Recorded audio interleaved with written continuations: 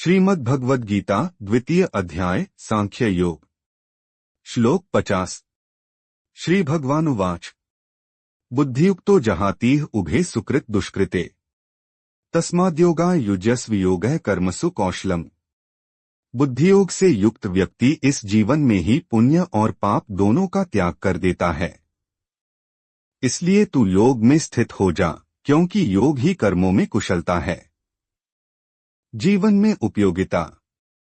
बुद्धि से युक्त कर्म करने से हम न शुभ कर्म में अहंकार करते हैं, न अशुभ में पछताते हैं।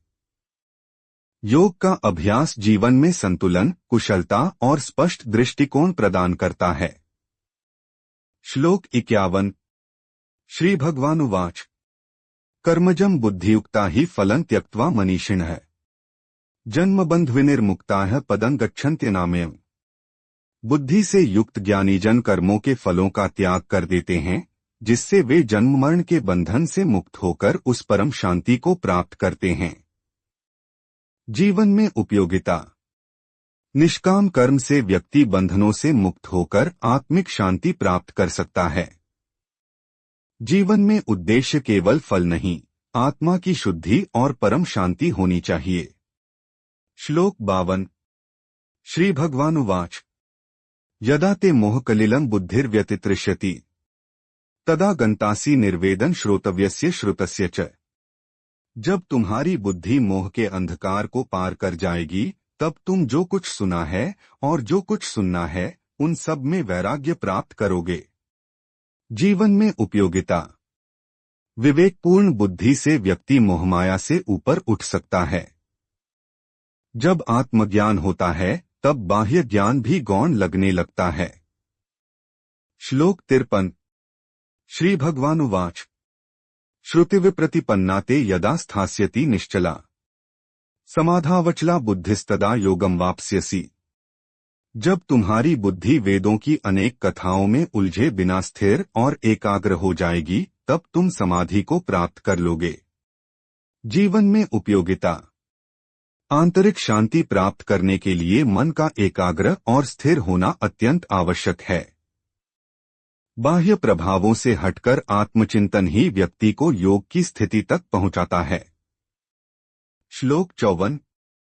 अर्जुन उवाच स्थितप्रज्ञस्य का भाषा समाधिस्थस्य केशव स्थितधियः की प्रभाषेत किमासीत व्रजेत कीम।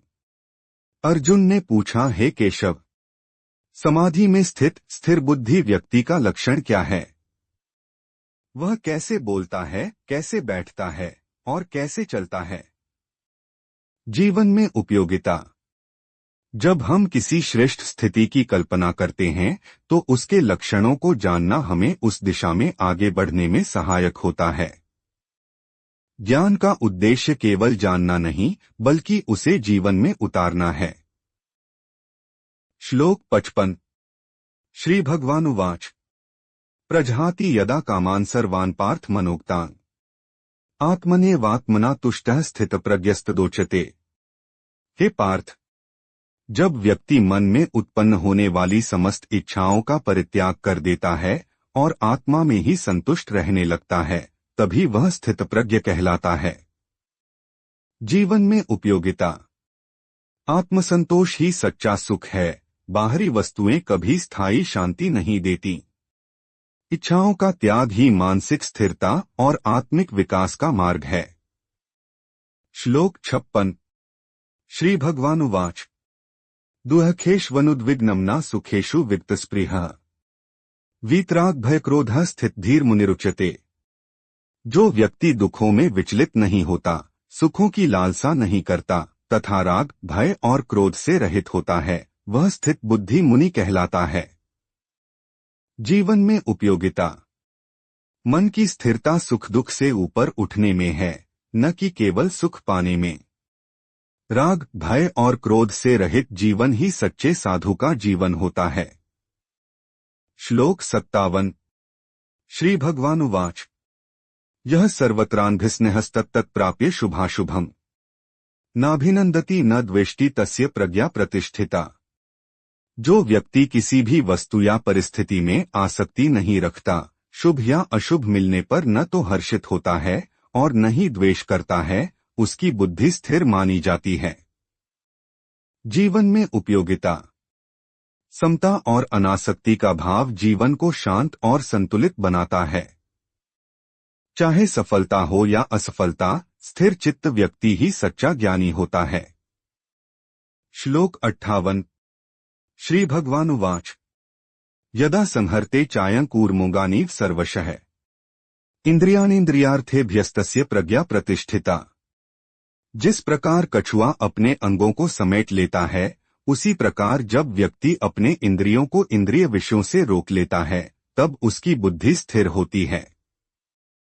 जीवन में उपयोगिता। आत्मनियंत्रण ही मन की स्थिरता की पहली सीढ़ी है। इंद्रियों को नियंत्रित कर व्यक्ति सच्चे ज्ञान और शांति की ओर अग्रसर होता है। श्लोक 59। श्री भगवानुवाच विषया विनिवर्तन्ते निराहारस्य देहिनः रसवर्ज रसोप्यस्य परं दृष्ट्वा निवर्तते। इंद्रिय विषयों से विरक्त होने पर भी उनमें रस आकर्षण बना रहता है, परंतु जब आत्मा परम तत्व का अनुभव कर लेती है, तब वह रस भी समाप्त हो जाता है। जीवन में उपयोगिता। केवल बाह्य त्याग पर्याप्त नहीं, आंतरिक आकर्षण का त्याग भी आवश्यक है। जब आत्मा को उच्चतम सत्य का अनुभव होता है, तभी पूर्ण वैराग्य संभव होता है। ओम नमो भगवते वासुदेवाय।